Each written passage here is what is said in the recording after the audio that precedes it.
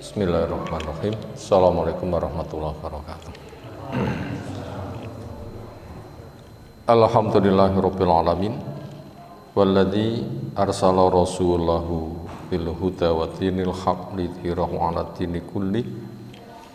Fakafa billahi syahida wa asyhadu an la ilaha illallah wahdahu la syarikalah wa asyhadu anna Muhammadan abduhu wa rasuluh. Allahumma shalli ala Muhammad wa ala alihi wa ashabihi wa man tabi'ahum bi ihsanin ila yaumiddin. Ya ayuhan nas ittaqu rabbakum alladzi khalaqakum min nafsin wahidah wa khalaqa minha zawjaha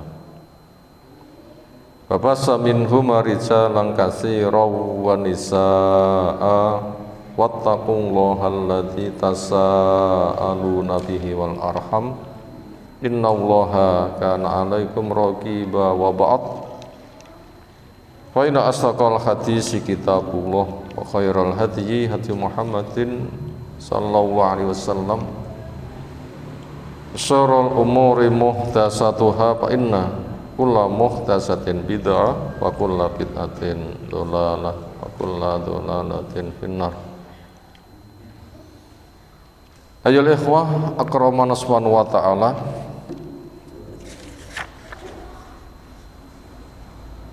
Beberapa pekan hujan mulai turun. Siapa yang biasa bepergian nggak tahu kapan hujan, maka supaya nggak kehujanan kudu siap-siap nyiapaken nopo? Payung, mantel. Untuk persiapan itu ada sebuah ungkapan, sedia payung sebelum hujan. Artinya orang bisa membaca kondisi, gejala, berpotensi apa yang akan terjadi, maka memasang sesuatu andaikan terjadi nanti dia mendapatkan pembentengan. Sehingga disilahkan sedia payung sebelum hujan. Persiapan ingkang semisal makaten niku basa Arabe napa? Tindakan semisal makaten istilah Arabe napa? Istilah agami, istilah dalil napa? Wirai. Napa wirai ini? Menjauhi tempat bahaya supaya tidak terkena bahaya. Menjauhi tempat bahaya supaya tidak terkena bahaya. Itu namanya wirai. Menjauhi tempat bahaya supaya tidak terkena bahaya. Omahe wonten gunung jurange akeh, wonten pelataran mrikone cedhek jurang, benjo kecemplung jurang, wonten pundi dolanan nyedhek pinggir napa ngedoh.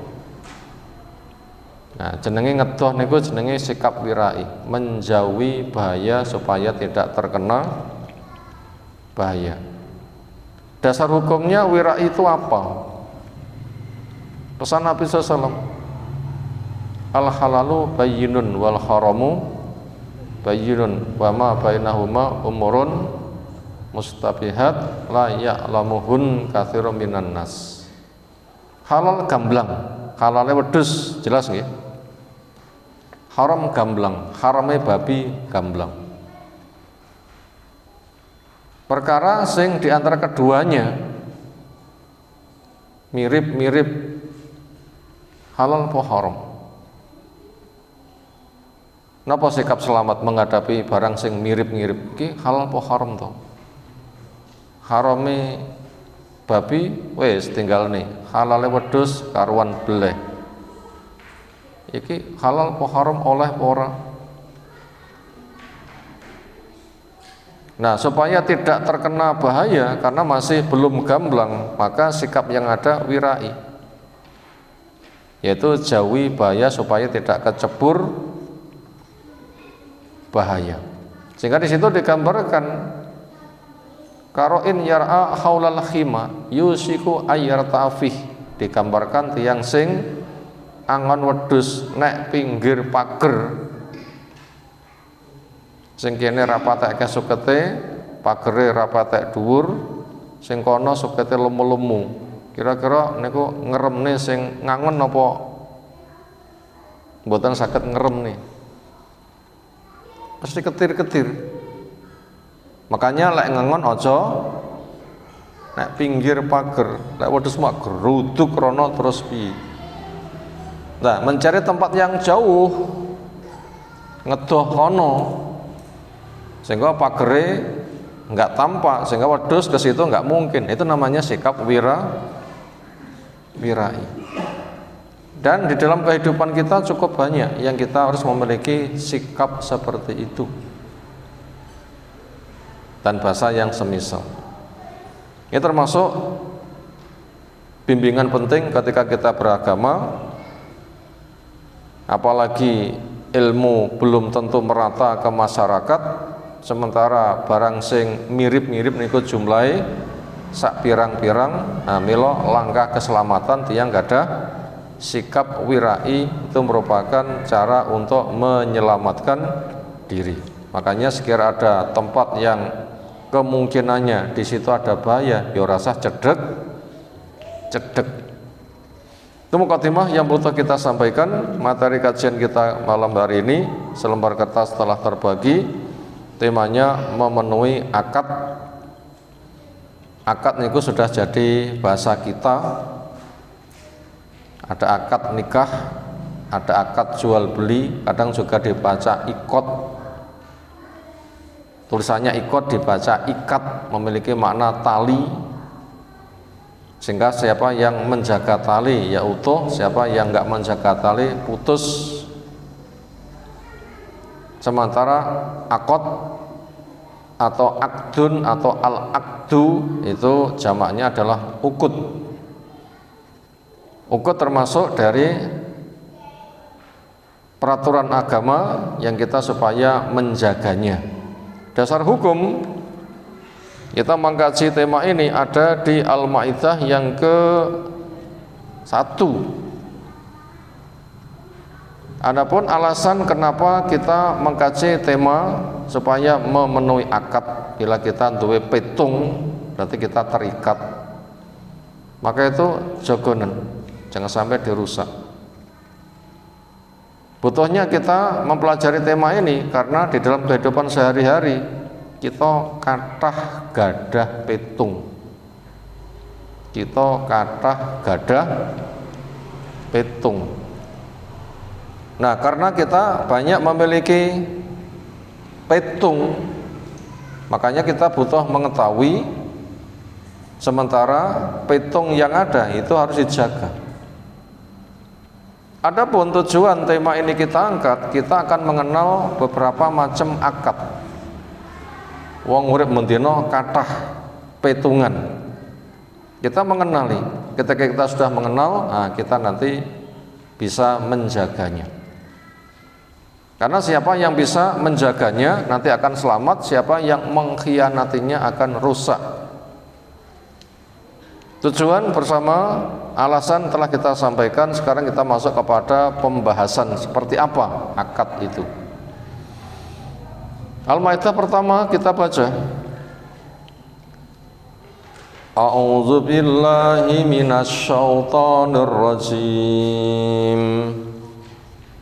Ya ayyuhalladzina amanu aufu bil uqud. Ukhillat lakum bahimatul an'am illa ma yutla alaikum ghairu mukhillis sayti wa antum hurum innallaha yahkumu ma yurid. Allah memanggil ya ayyuhalladzina amanu, wahai orang-orang yang beriman. Ini panggilan kasih sayang. Yang sepah hari kalau ganti putra putri ini pas nimbali terus pun di bahasa timbalan nih. Lendo cayang ngoten nggih. Dipanggil le lebih lembut, dipanggil enduk lebih lembut daripada dipanggil namanya langsung, apalagi ada kata sayang. Cah ganteng, cah ayu. Artinya seperti itu kita bisa merasakan itu contoh panggilan kasih sayang. Makanya ketika Allah memanggil ya ayyuhalladzina amanu, sadarilah siapa yang merasa terpanggil dia termasuk orang yang berpotensi untuk disayangi.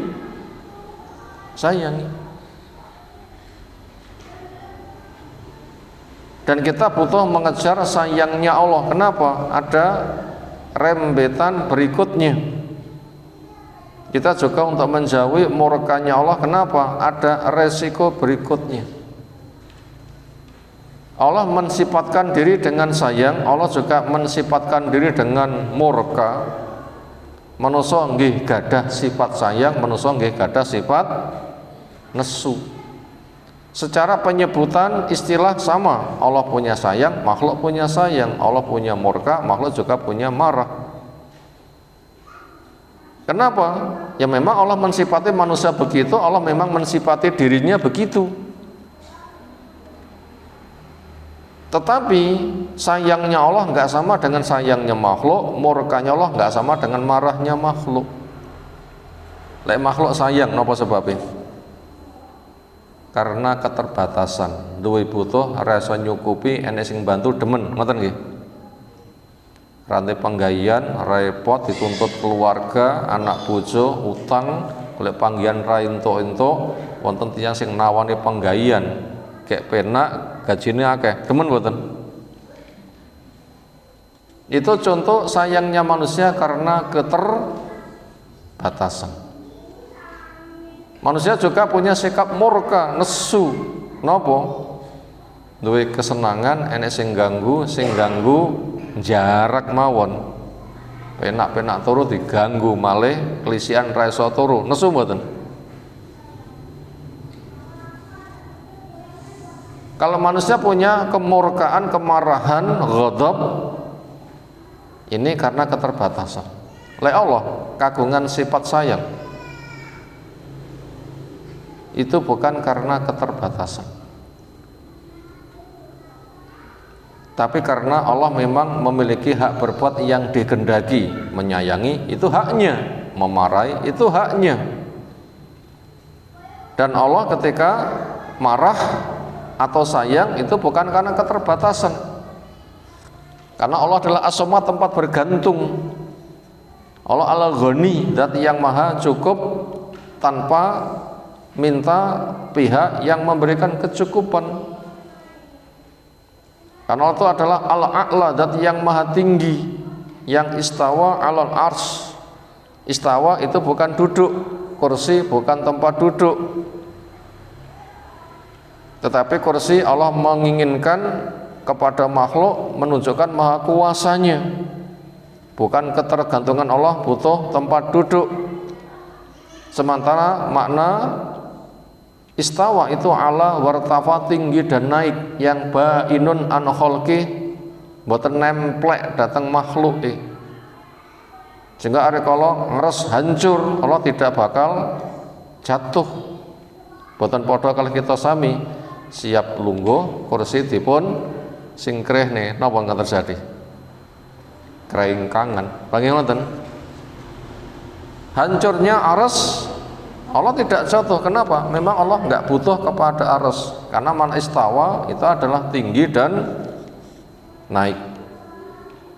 Nah, itu menunjukkan Allah itu tidak bergantung. Makanya ketika Allah itu menyayangi, kita tidak usah menanya kenapa, tapi kita menggali hikmahnya. Sehingga kita mereka selalu butuh dan butuh. Kita gak ada butuh mboten?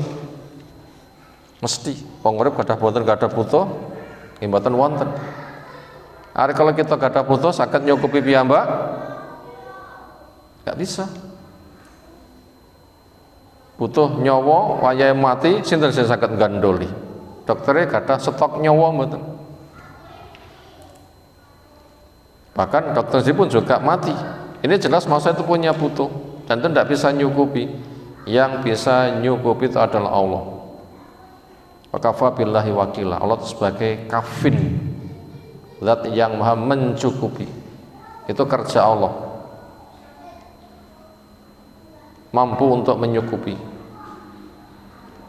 Makanya kita bila lihat sejarah orang butuh, sandarnya kepada Allah, Allah menolong.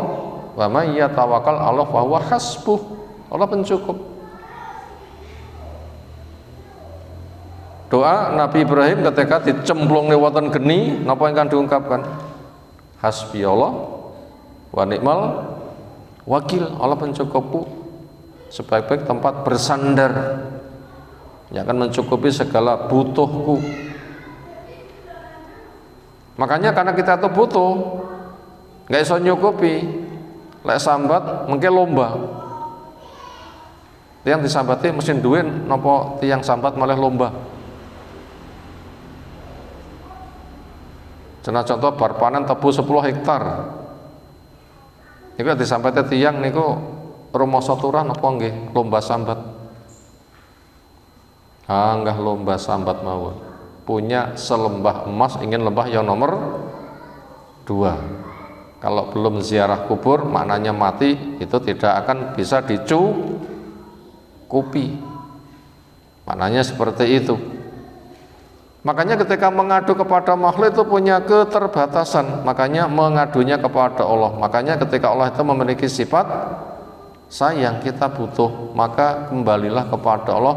Perbuatan apa yang disayangi, kerjakan, kamu nanti akan disayangi. Kamu butuh disayangi toh. Makanya bila kita butuh disayangi, ketika Allah memanggil ijabai, istajibu lillahi wa rasul idza ta'akum, ing yen Allah nimbali kamu ijabahono. Ari kalau Rasul nimbali awakmu ijabahono, yuhyikum, kamu diberikan kehidupan yang baik. Maka di sini Allah memanggil ya ayyuhalladzina amanu, sambutlah. Kemudian untuk mendapatkan kasih sayang, ini adalah orang yang memang pada dirinya ada keimanan. Nah, semoga kita sebagai mukmin memastikan kita tidak bisa berharap kerja keras kewajiban kita, karena iman itu diminta. Mengokohkan ada cara. Membaca ayat, idza tuliyat ali ayatu zatatu imana, ketika ia dibacakan ayat-ayat Allah, imannya bertambah. Kalau gitu iman itu apa?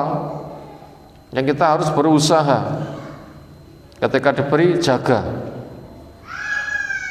Yaitu percaya dengan yakin tentang kedudukan Allah dan diwujudkan apa yang jadi kewajiban. Makanya kita butuh tahu Allah kagungan kedudukan nopo. Nopo kedudukan Allah? Dengan 3 jenis tauhid, rububiyah, asma wa sifat, dan uluhiyah. Kedudukan Allah dengan rububiyahnya, Allah sebagai Rabbul Alamin dengan firman-Nya alhamdulillahi rabbil alamin. Allah itu Rabbnya alam raya. Ini rububiyah Allah. Apa itu? Pencipta, pengatur, pengurus, pemilik alam raya. Jelas itu Allah. Ar-Rahmanir Rahim, Maliki Yaumiddin. Menunjukkan apa itu? Nama-nama Allah. Allah punya nama Ar-Rahman, kerjanya merahmati dengan jumlah yang luas. Allah punya nama Ar-Rahim, kerjanya memberikan rahmat yang bersifat terus. Allah adalah Al-Malik. Dibaca Malik atau dibaca Malik, sama-sama boleh. Kalau Malik itu yang memiliki, Malik itu raja. Sehingga nanti Allah akan menantang, ana malikun aina mulukul ar, saya raja, mana raja-raja bumi.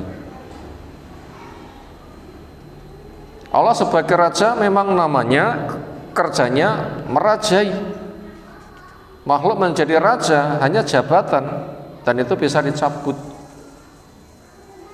Tu'til mulka mantasa, kau akan berikan kerajaan kepada siapa yang kau kendaki, dan kau akan cabut dari siapa yang kendaki. Akan kau kokohkan siapa yang kau kendaki, akan kau lengserkan siapa yang kau kehendaki.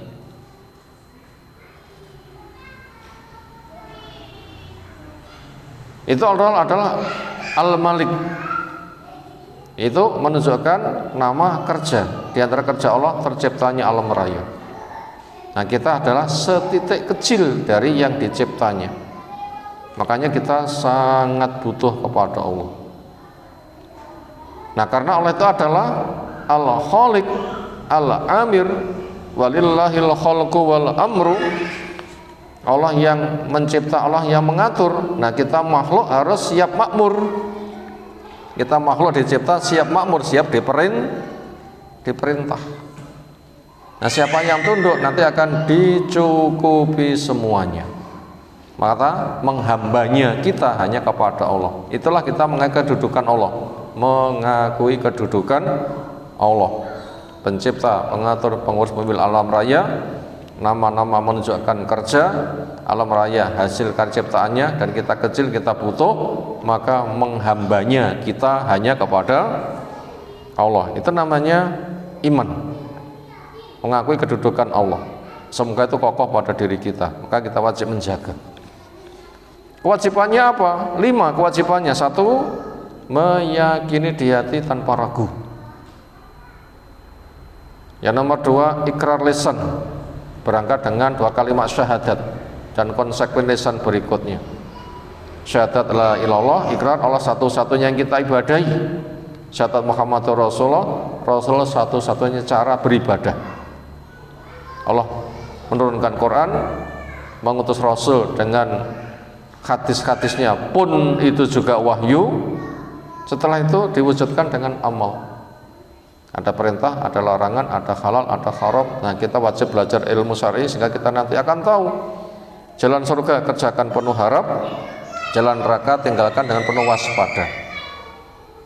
Yang keempat, iman bisa naikkan dengan ilmu, amal soleh, lingkungan yang baik, banyak istighfar, muhasabah, lingkungan yang kondusif. Yang kelima, iman bisa turun, maka ngati-ngati dari malas, lingkungan yang jelek, dosa-dosa dan sebagainya. Itu namanya orang yang beriman. Siapa yang punya seperti itu hidup, maka mereka itu dipanggil, mereka menyambut, Allah sangat sayang kepada mereka. Ketika Allah memanggil, di situ ada proyek kebaikan, kita diberitahu raihlah, atau ada bahaya, kita diberitahu larilah. Kebaikan diberitahu raihlah, ada bahaya diberitahu larilah. Di sini proyeknya apa? Proyeknya adalah untuk menjaga kepercayaan ketika punya transaksi petungmu jogonen. Itu dan perintahnya aufu bil uqud, penuhilah akad-akad yang kamu punya petung. Kalau nanti kita perinci akad yang ada pada setiap orang itu apa saja. Wong duwe pitung, jaga pitungmu.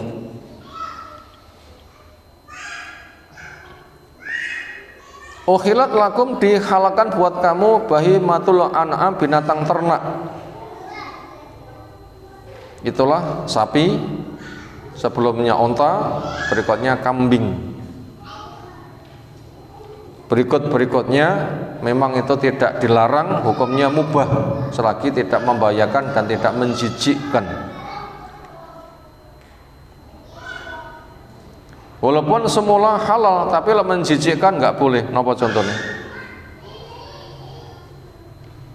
Pitik ra dipakan, penggayane nek mburitan tiang buang hajat, pitik sing ngentekni, budal luwe mulai wareg ra tau ngingoni, pitik lemu-lemu. Napa panganane?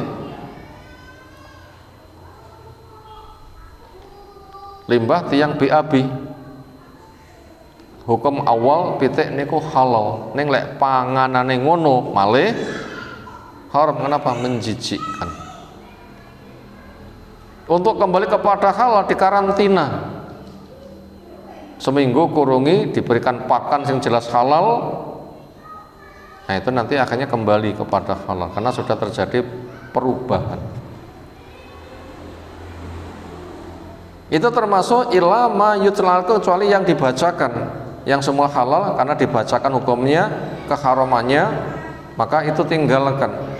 Diharamkannya jalalah ada dalil, diharamkannya babi ada dalil, diharamkannya bangkai ada dalil, diharamkannya binatang disembelih klekek getih kocor-kocor namanya darah mengalir itu juga termasuk haramnya ada dalil, termasuk tiang menyembelih binatang tidak menyebut nama Allah. Walaupun menyebut nama Allah tapi untuk acara berhala, dalam rangka berhala bismillah, tidak boleh itu. Aku tak zino bismillah, malah halal ini. Menyembelih untuk berhala bismillah, campur aduk itu tidak boleh. Bismillah itu dengan nama Allah, itu nama berhala kok. Kematian nganti pitung dina ini kan nama berhala. 40W 1C, pendake 1000 setahun pisan. Termasuk untuk baritan, termasuk tirakatan 17 Agustusan, wonten tiyang sing tirakatan 17 Agustusan. Termasuk malam meros bulan Rabiul Awal, pau telu wonten napa? Napa acarane? Panggah memetri. Caos dahar wong mati, Rasul sing dicaosi. Pahalane sedekah atau pahala amal soleh zikir baca Quran dihaturkan untuk Nabi lalu dimintai. Makanya mereka punya keyakinan buat orang yang bikin acara seperti itu, maka mereka mematikan lampu lalu berdiri, keyakinannya Rasul hadir di waktu itu. Mungkin panjenengan dipun caosi undangan rawuh mboten?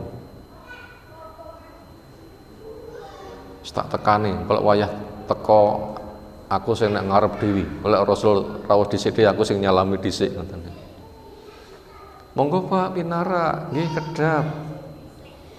Rencananya Rasul rawuh jam pinten? Jam 09.00 pun. Nggih sing nyambut pertama kali kula. Ini kira yang plonga-plongo mboten. Itu akidah rekayasa. Itu juga termasuk menyembelih untuk acara itu termasuk kesyirikan. Menyembelih acara itu juga termasuk penyembelihan kesyirikan. Wa ma uhilla li ghairi ihlalnya dalam rangkanya untuk selain Allah.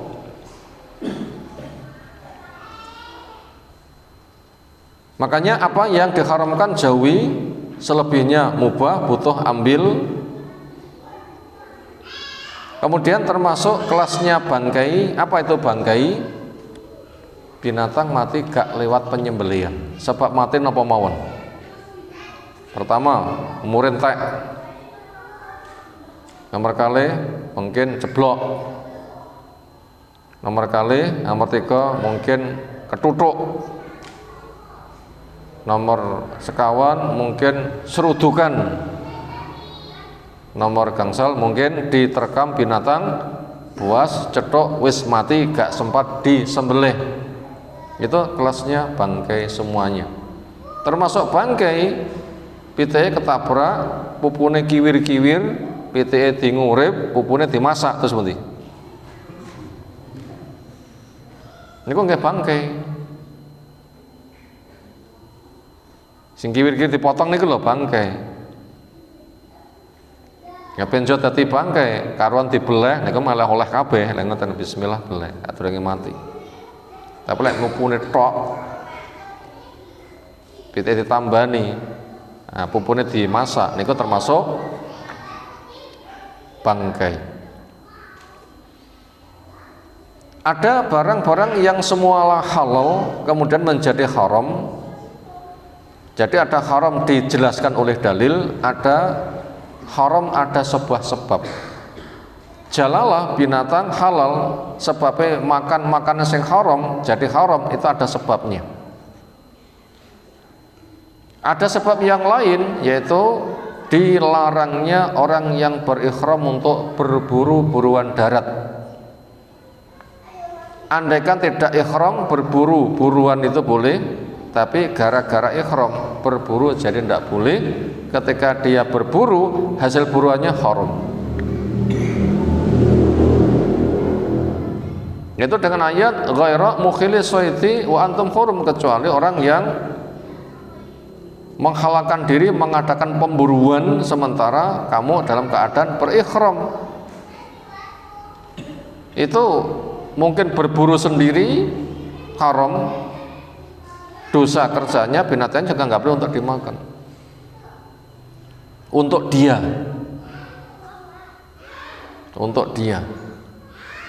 atau bantu wong liya wis berburu wong tak sangoni, sama dia kena hukum berburu juga haram.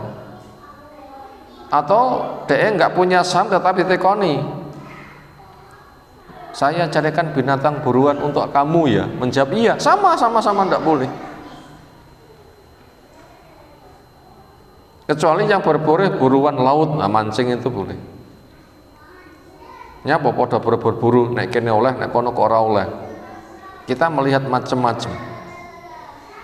Kenapa itu terjadi? Ini jawabannya, innallaha yahkumu ma yurid. Memang Allah punya hak menghukumi, menetapkan hukum apa yang dikehendaki, sehingga kita nggak boleh mengatakan kenapa, memiliki nada protes. Tugas kita paham, tunduk. Kita masuk kepada kandungan petunjuk. Adapun syarah nanti akan ada penjelasannya. Ada 4 nomor, nanti pada bagian yang ketiga akan kita perinci membaca syarahnya insyaallah. Kandungan pertama adalah amanat itu berat. Takwa sebagai peringan, itulah mukmin sebagai wali Allah. Amanat itu berat. Apa napa enteng amanat niku? Abot. Inna aradnal amanata 'alas samawati wal ardi wal jibal fa abaina ayahmilnaha wa saqna minha wa hamal insan inna kana zaluman jahula. Saya tawarkan aman kepada langit, kepada bumi, gunung-gunung, enggak mampu. Kenapa? Berat. Quran termasuk bagian dari amanat, berat. Inna sanulqi 'alaika qaulan tsaqila, berat.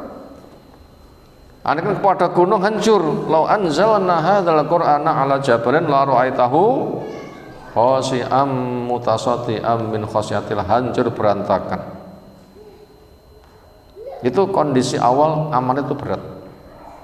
Makanya ketika ada yang tanya, tunjukkan kepadaku sebuah amalan yang nanti Allah akan memasukkanku ke surga, menjauhkanku dari neraka. Apa jawab Nabi? Innaka sa'alata an azim, sing tatekone perkara sing diabot. Tetapi wa innahu la yasir alaman yassarahu Allah, ilaman sahula alaihi ilaman wa innahu sahula alaman sahalallahu lahu. Mudah buat orang yang Allah memberikan kemudahan. Makanya awalnya kita cari ilmu, iman, taat, dan aneka ragam, itu adalah perkara yang berat. Termasuk dugi ngeten niki sedaya tiyang enteng napa abot? Rong mesti iso lho nggih. Raket senajan to rakon guluk 3 kental, tapi perlu diawewi, orang mesti gelem teko. Kenapa? Berat. Nggak semuanya itu bisa. Ternyata kita kok bisa, itu tanda diberi kemudahan oleh Allah. Berikutnya, apabila kita ingin mendapatkan perkara yang ringan, maka takwa sebagai peringan.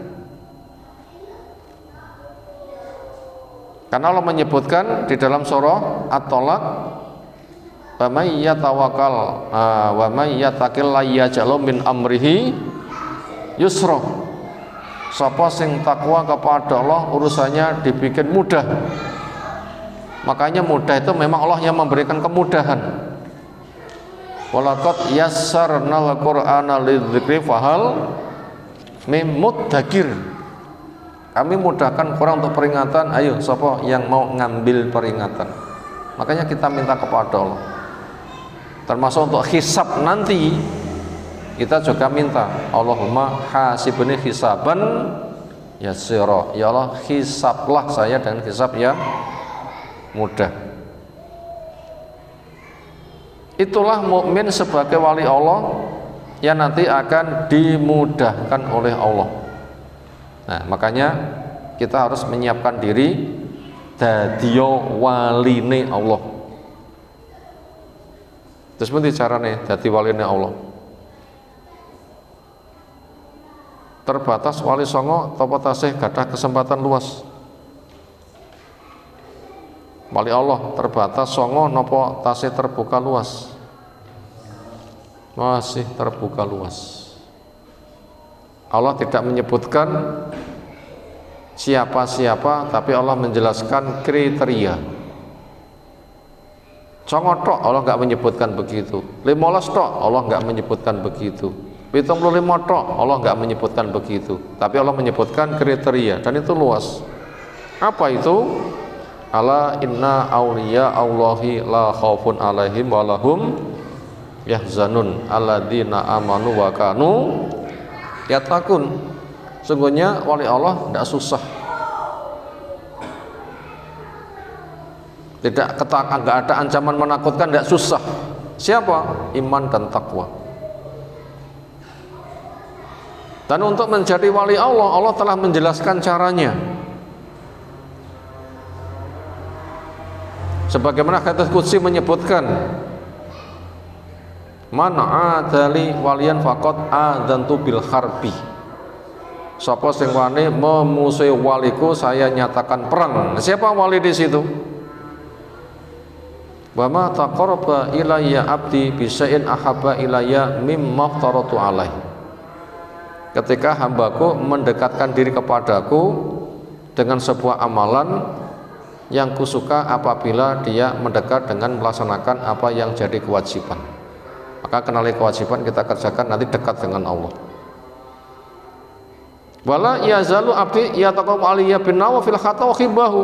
Tidak hentinya hambaku mendekatkan diri kepadaku setelah yang wajib ia kerjakan, ia menjaga dengan yang sunnah sebagai pengawal. Fa idza kuntu ahbabtu kuntu sama alladzi yasma'u bihi, dan seterusnya hadis. Ketika saya sudah mencintai, saya jadi matanya. Artinya ketika dia memandang, saya bantu memandang yang baik. Ketika dia mendengar, saya bantu mendengar yang baik.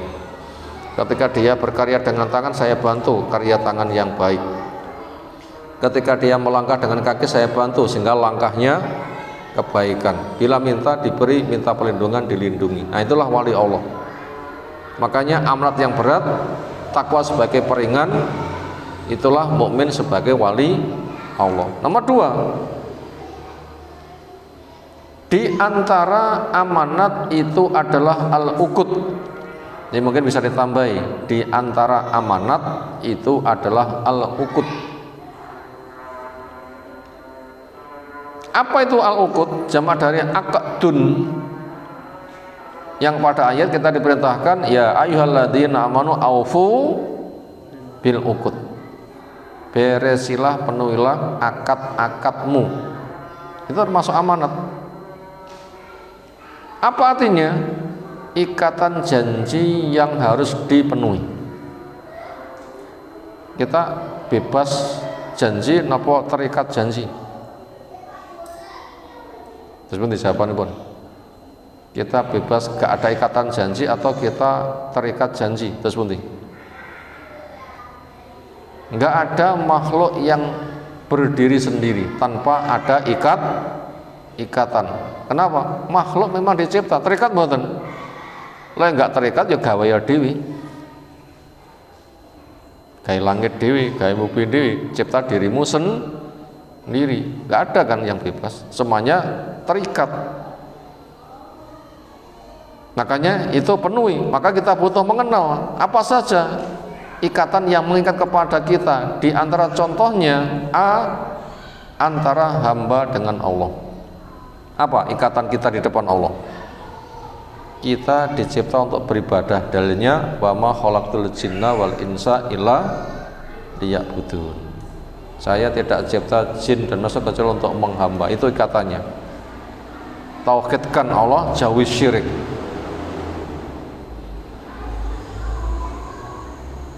Laksanakan perintah Allah, jangan membangkang. Jalan surga kerjakan, jalan neraka tinggalkan. Itu ikatan kita dengan Allah Ta'ala.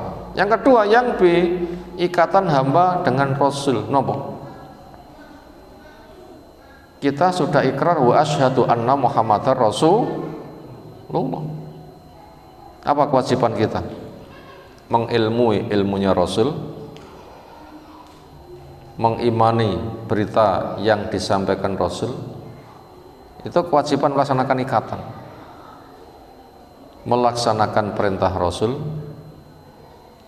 menjauhi larangan Rasul,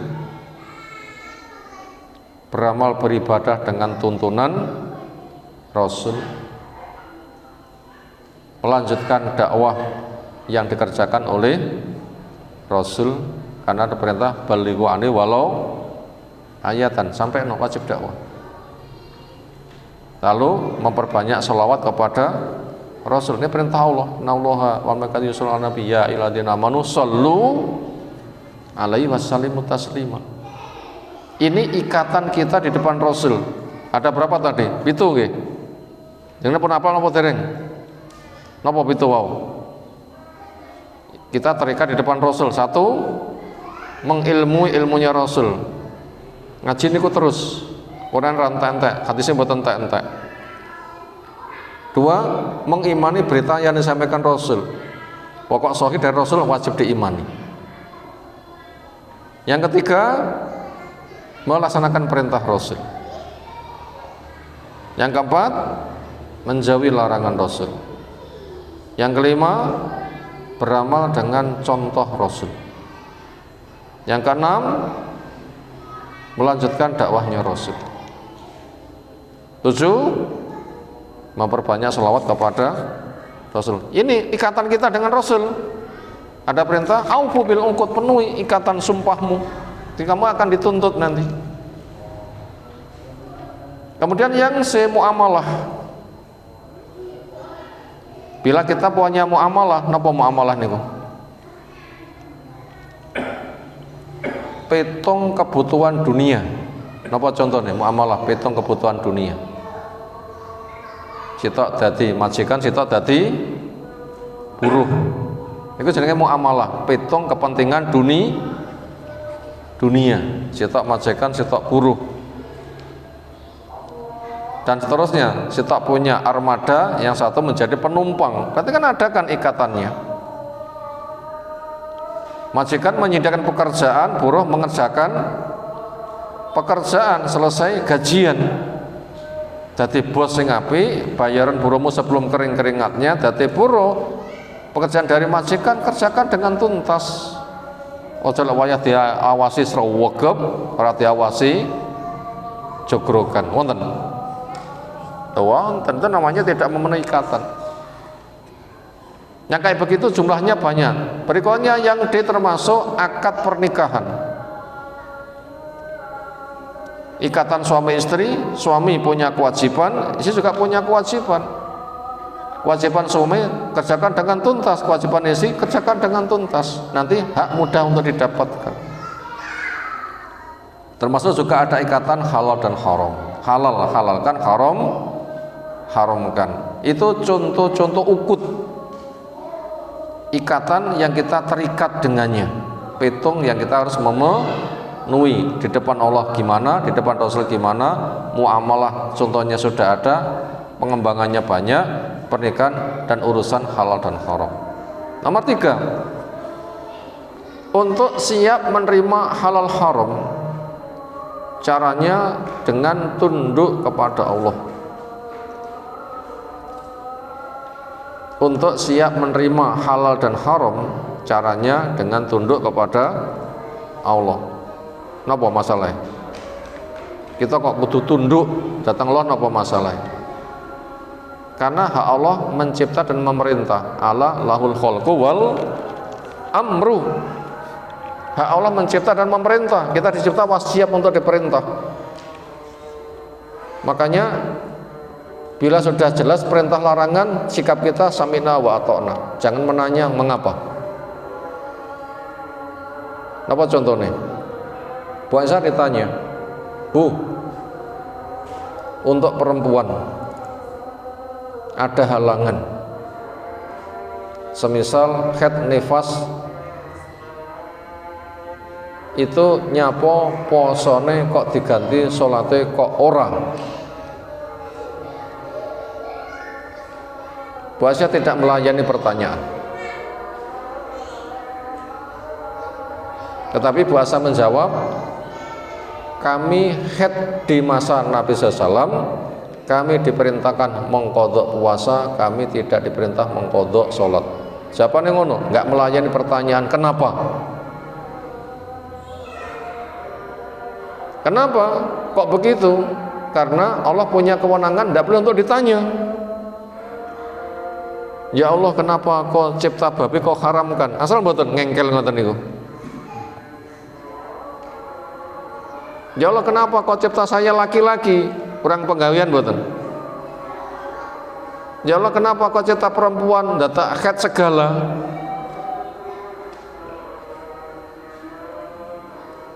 Ya Allah, nyapa watu ki atos. Dengkel mumpuh ya ora kena tinggi rangkangan. Itu kewenangan Allah, apalagi takdir kauni jangan ditanyakan mengapa. Makanya puasa ditanya, kenapa kita diperintahkan mengqadha puasa tapi kok enggak diperintahkan mengqadha salat? Puasa enggak melayani. Jawabannya adalah kami head di masa Nabi SAW, kami diperintahkan mengqadha puasa, tidak mengqadha salat. Makanya halal haram kita tidak usah bertanya kenapa. Pahami saja dalil. Sekira halal silahkan kamu halalkan, sekira haram sudah kamu haramkan. Tugas kita itu ada mengikuti apa? Dalil. Akal kita memahami dalil.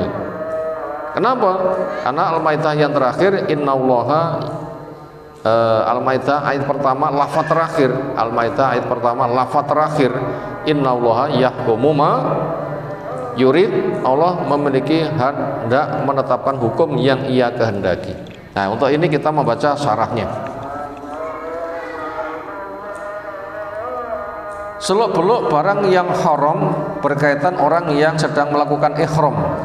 Nah, kita baca agak cepat saja pun kesusul Isya. Qaulu ta'ala fi hadzal nida, Allah berfirman di panggilan ini. Termasuk barang yang haram adalah berkaitan kamu sedang ihram, dilarang untuk berburu. Walaupun semula halal, tapi gara-gara ihram maka kamu jadi haram. Allah menjelaskan ghaira mukhili soiti, orang tidak boleh untuk menghalalkan berburu wa antum hurum, sementara kamu sedang berihram. Wa idhafatun ila tahrimi ma, ini menyandarkan kepada pengharaman sesuatu harrama ala ibadihi, yang Allah haramkan kepada hambanya al-mu'minin. Apa itu yang diharamkan? Min luhum al-fasidah, dari daging yang itu merusak, al-muhtithah, keji, lin nafsi, untuk diri, al-mulawwathah laha, yang berlumuran dengan barang yang keji, itu tidak boleh. Termasuk barang yang keji, darah babi disembelih untuk berhala, bangkai. It harama alal muhrim, di situ juga Allah mengharamkan kepada orang yang sedang berihram, bihajin au umratin, ihram untuk haji maupun ihram untuk umroh, dilarang ayasida berburu. Kita tidak usah menanya kenapa, tapi di sana ada pantangannya, taati. Di antara hikmahnya, lima fi sauti minal lahwi wal ghaflati an dzikrillah. Karena ketika berburu menyebabkan dia bermain-main dan lalai dari zikirnya. Itu hari zikir, ternyata kamu golek selimuran. Itu secara hikmah pelarangannya. Wa alaihi fala yakhilu lil muhrim. Maka untuk itu wajib diperhatikan, di mana tidak halal kepada orang yang berihram ayasida, untuk berburu, wala ayakula ma sodahu, tidak boleh memakan apa yang orang lain berburu.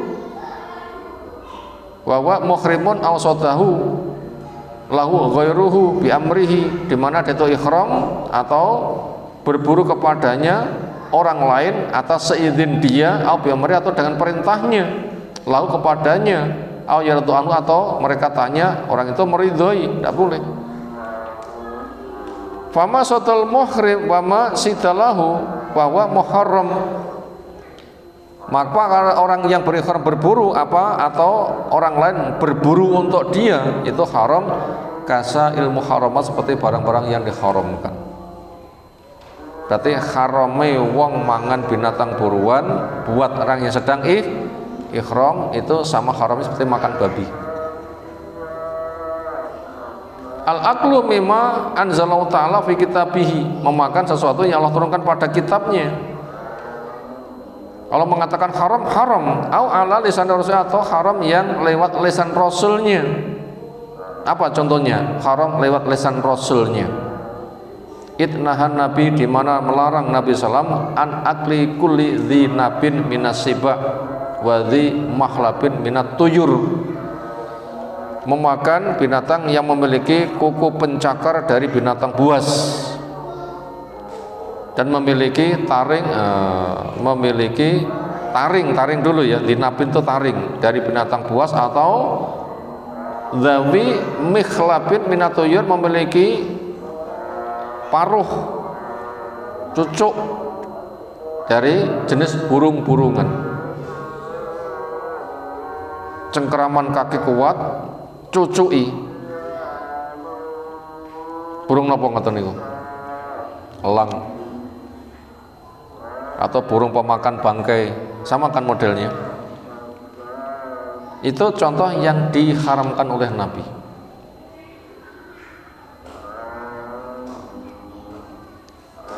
Termasuk yang punya taring niku napa? Kucing, napa malih? Anjing, napa malih? Gajah, napa malih? Ulo, napa malih? Senajan toh wonten tiyang sing mengatakan cuma makruh, namanya kambing balap napa? Anjing jere kambing balap. Itu diharamkan oleh hadis, bobot keharamannya sama. Karena perintah Allah, wa ma atakum rasul fakhudhuh wa ma nahakum anhu fantahu. Apa yang Rasul datangkan ambil, apa yang Rasul larang jauhi. Kenapa kok begitu? Karena innallaha yahkumu ma yurid. Allah punya hak menetapkan hukum yang Ia kehendaki. Ini permasalahannya. Ayyubihu wa yamna'u, Allah memubahkan dan Allah melarang. Wa yuhilu wa yuharimu, Allah menghalalkan juga Allah mengharamkan. Yubihu ma yuridu ibahata, Allah membolehkan apa yang Allah kehendaki mubahnya. Wa yamna'u ma yuridu manahu, Allah melarang apa yang Allah kehendaki pelarangannya. Maka Allah itu tidak boleh untuk ditanya. La yusalu wa hum yusalun, Allah nggak boleh ditanya, tapi manusia yang akan ditanya. Innaka taqdi wala yuqda alaik, engkau menetapkan hukum, engkau nggak bisa dituntut, karena memang fa'alun lima yurid, punya berbuat yang dikehendaki. Wa yuhillu ma yuridu khillahu, Allah menghalalkan apa yang Allah kehendaki kehalalannya. Wa yuharimu ma yuridu tahrima, Allah mengharamkan apa yang Allah kehendaki keharamannya. Wa kullu dzalika tabiun li ilmi, itu semua mengikuti ilmu Allah. Wa hikmati, kebijakan Allah. Wa rahmati, kasih sayang Allah. Wa qudrati, maha kuasanya Allah. Walidha, karena itulah al halalu ma halallahu, halal adalah apa yang Allah halalkan. Wa rasul, dan juga Rasul halalkan. Wal haramu ma haramallah, haram apa yang Allah haramkan. Wa rasul, dan Rasul haramkan. Wala yahlil mu'min, enggak halal untuk orang yang beriman ayu harrima ma halallahu wa rasul, mengharamkan apa yang Allah Rasul mengharamkan.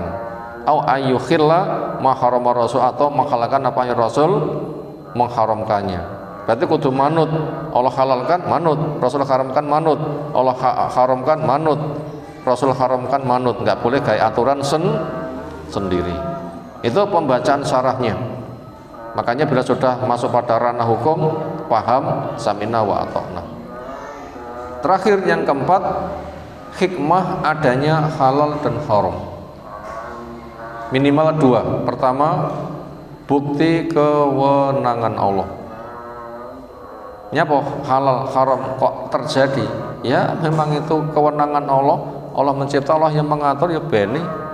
Bahasa gampangnya ya panen tek dhewe pengen ngoten nggih. Nyapa?